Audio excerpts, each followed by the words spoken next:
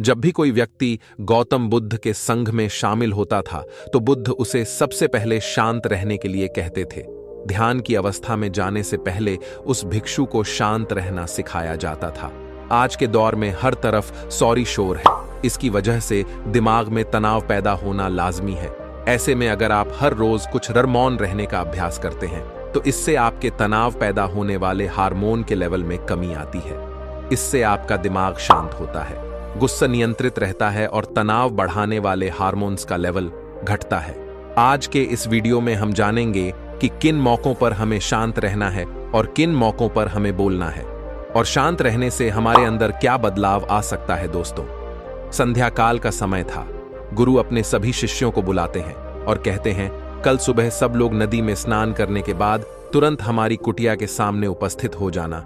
सभी इसी हैरान रह जाते हैं कि हम लोगों ने कुछ गलती की है क्या, लेकिन गुस्से से यह कहते हैं कि हो सकता है कि गुरुजी कल सुबह कुछ अच्छी बात बताने वाले हैं। सब लोग रात को सही समय पर सो जाते हैं और सुबह उठकर सभी लोग नदी में स्नान करने के बाद वापस गुरुजी के सामने उपस्थित हो जाते हैं। गुरु कहते हैं, आज हम तुम सबको चुप रहने के फायदे के बारे में बताऊंगा। गुरु कहते हैं, 10 मौके जहां पर चुप रहने से होता है लाभ और बोलने से नुकसान। गुरु कहते हैं, अगर आप इन 10 मौकों पर शांत हो गए यानी मौन हो गए तो आप जो चाहेंगे वही मिल जाएगा। आपकी जिंदगी में चमत्कारिक बदलाव शुरू हो जाएंगे। जरूरत से ज्यादा बोलना या चुप रहना दोनों ही अच्छी बात नहीं है। जैसे जरूरत से ज्यादा बारिश हो जाना या फिर धूप दोनों ही दिक्कत देती है, उसी तरह अनावश्यक बोलने से भी काफी नुकसान होता है। गुरु कहते हैं कि पहला ऐसा मौका जहां पर व्यक्ति को चुप रहना चाहिए, बिना तथ्य के ना बोले। गुरु ने कहा, अगर आपके पास कोई तथ्य नहीं है तो वहां चुप रहने में ही भलाई है। चुप बैठने से दिमाग में नई कोशिकाओं का निर्माण होता है और इससे ज्ञान की वृद्धि होती है। बोलने में भलाई वही है जहां आपको किसी चीज के बारे में पूरा ज्ञान हो। अगर आप बिना के कहीं बोलते हैं या फिर बेवजह बोलते हैं तो आपका वहां मजाक भी बन सकता है। अगर आपके पास पर्याप्त जानकारी नहीं है, ऐसी जगह पर बोलने से आपका मजाक तो बनी रहेगी, साथ ही साथ लोगों का भरोसा भी आपसे उठने लगेगा।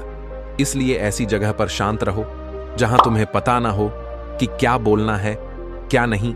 कई बार कुछ लोग ऐसे होते हैं जो हर जगह अपनी उपस्थिति बताने ला उन्हें पता नहीं होता है कि हमें क्या बोलना है, लेकिन फिर भी बोलते जाते हैं और फिर बाद में दूसरे लोग उनके जाने के बाद उनका मजाक उड़ाते हैं। जब तक आपको उस तथ्य के बारे में अच्छा ज्ञान नहीं है, उसके बारे में पता नहीं है, तो वहां चुप रहना ही ज्यादा समझदारी है।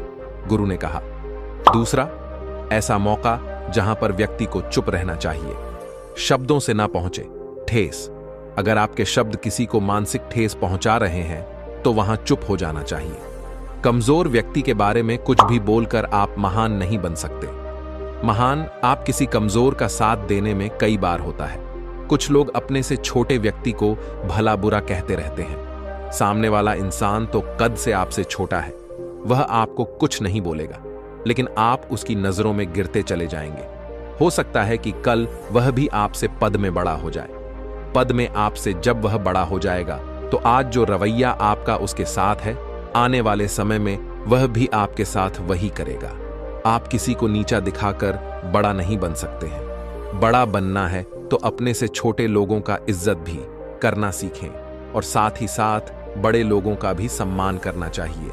लोगों को लगता है कि अगर वह अकड़ कर बोलेंगे और सामने वाले को चा गिराने की कोशिश करेंगे तो वह बड़े बन जाएंगे, तो यह उन सब की भूल है। बड़े होने की बजाय आप उनकी नजरों में गिरते चले जाएंगे। गुरु ने आगे कहा, इसीलिए शिष्यों, तुम सब जब भी बोलना आदर भाव से बोलना, ताकि तुम्हारी बात लोगों को अच्छी लगे। बोलने भाई बहन माता पिता मित्र इत्यादि संबोध शब्दों का इस्तेमाल जरूर करना। इससे तुम्हारी मान प्रतिष्ठा तो बढ़ेगी ही, साथ ही साथ लोगों की नजरों में तुम समझदार व्यक्ति बनते जाओगे। गुरु ने आगे कहा, तीसरा मौका जहां पर व्यक्ति को चुप रहने में ही भलाई है, क्रोध या घृणा करने वाले लोग। जब कोई अपना या सगा संबंधी आप पर क्रोध कर रहा हो, आपका अपमान कर रहा हो, तो आपको उस वक्त चुप रहना चाहिए ताकि सामने वाले का गुब्बारा पूरी तरह से फट जाए। आप यदि सही हैं तो उसे कतई माफीनामा गए और चुप रहकर ही सही समय का इंतजार करें। वह खुद आपसे माफी मांग लेगा जब उसे अपनी गलती का एहसास जाएगा। गुरु आगे कहते हैं कि अगर आपका कोई सगा संबंधी आप पर क्रोध कर रहा हो और आप उस समय शांत हैं, तो यह आदर सम्मान देने की निशानी होती है। इससे न कोई छोटा होता है और न ही बड़ा। अगर आपको क्रोध आ रहा है तो आप या तो वहां से किसी का अनादर किए बिना चले जाएं या फिर चुप रहें। क्रोध करने से आपके रिश्ते खराब होंगे। क्रोध करने से हमेशा क्रोध करने वाले व्यक्ति का ही बुरा होता है। गुरु आगे कहते हैं कि एक बार की बात है, एक सांप जंगल से भागते हुए किसी राजा के घर में पहुंच गया। लोगों ने छेड़खानी की तो वह बहुत ही गुस्सा हो गया, जिससे घर में जो तलवार पड़ी हुई थी उसी को लपेटकर कसने लगा और धीरे धीरे उसका पूरा शरीर कट गया। यह गुस्सा उसे खा गया। ठीक उसी प्रकार हमारा गुस्सा भी हमारे शरीर को तलवार की भांति काटता रहता है। गुस्सा ध्यान से खत्म होता है। प्रतिदिन अगर आप ध्यान की मुद्रा में बैठे हैं तो आपका गुस्सा आपके नियंत्रण में रहेगा।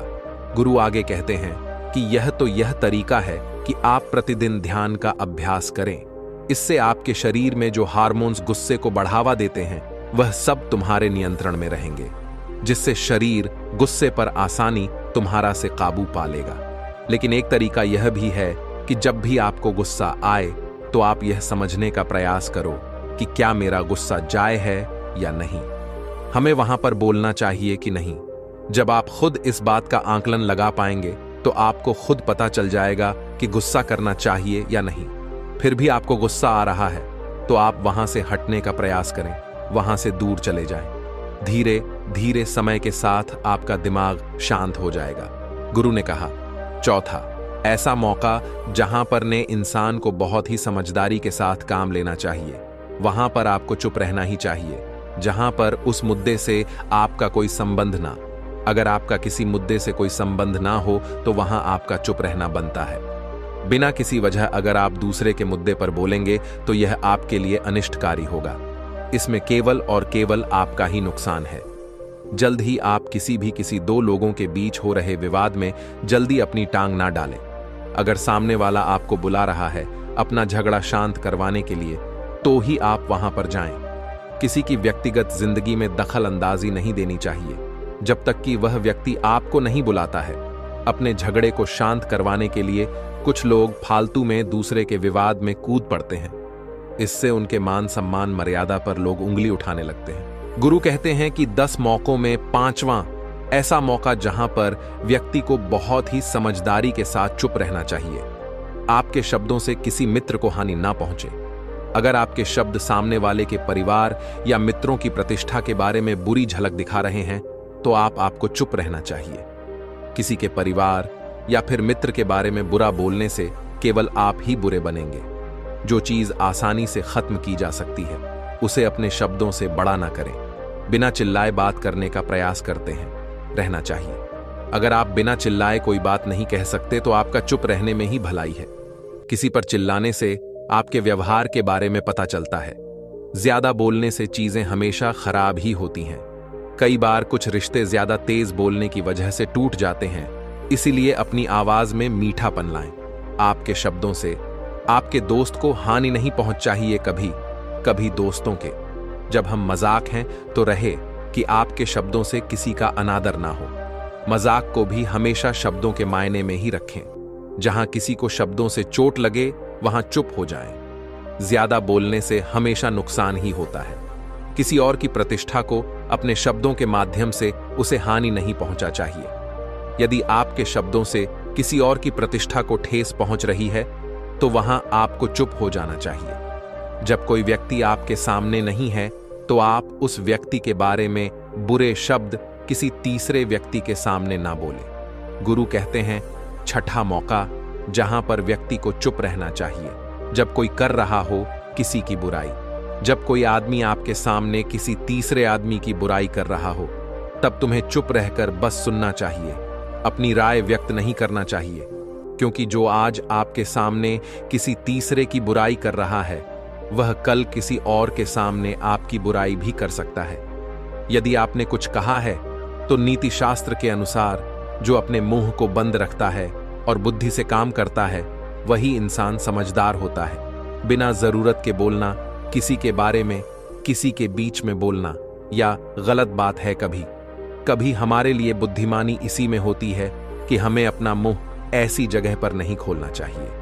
गुरु आगे कहते हैं कि 10 मौकों में 7वां ऐसा का जहां पर व्यक्ति को चुप रहना चाहिए। जब कोई नहीं समझे आपकी भावना, यदि आपको लग रहा है कि कोई व्यक्ति आपकी भावना, दुख या परेशानी को शब्दों में नहीं समझ रहा है, यदि आपको लग रहा है कि सामने वाला व्यक्ति आपकी भावना या दुख को या आपकी जो परेशानी है उसको वह समझ नहीं पा रहा है या समझने का प्रयास ही नहीं कर रहा है या वह आपको ध्यान से सुन ही नहीं पा रहा है, तो ऐसे व्यक्ति के सामने आप चुप ही रहे, क्योंकि ऐसे लोगों को आपकी भावना या दुख से कोई मतलब नहीं होता है। ऐसे लोगों को अपना राज बताकर आप पछताएंगे ही बाद में। इसीलिए हर किसी को अपने मन की बात नहीं बतानी चाहिए। अगर आपको लग रहा है कि सामने वाला आपकी बात को नहीं समझ पा रहा है, आपकी भावनाओं को नहीं समझ पा रहा है, तो वहां पर आपको नहीं बोलना चाहिए, क्योंकि आज में आपका मजाक ही बन जाएगा।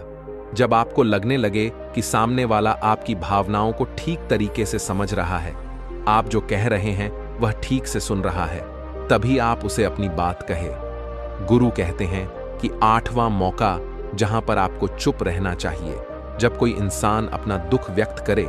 यदि कोई इंसान अपने दुख या परेशानी को आपको बता रहा है, तो इसका मतलब यह है कि वह आपको अपना समझ रहा है।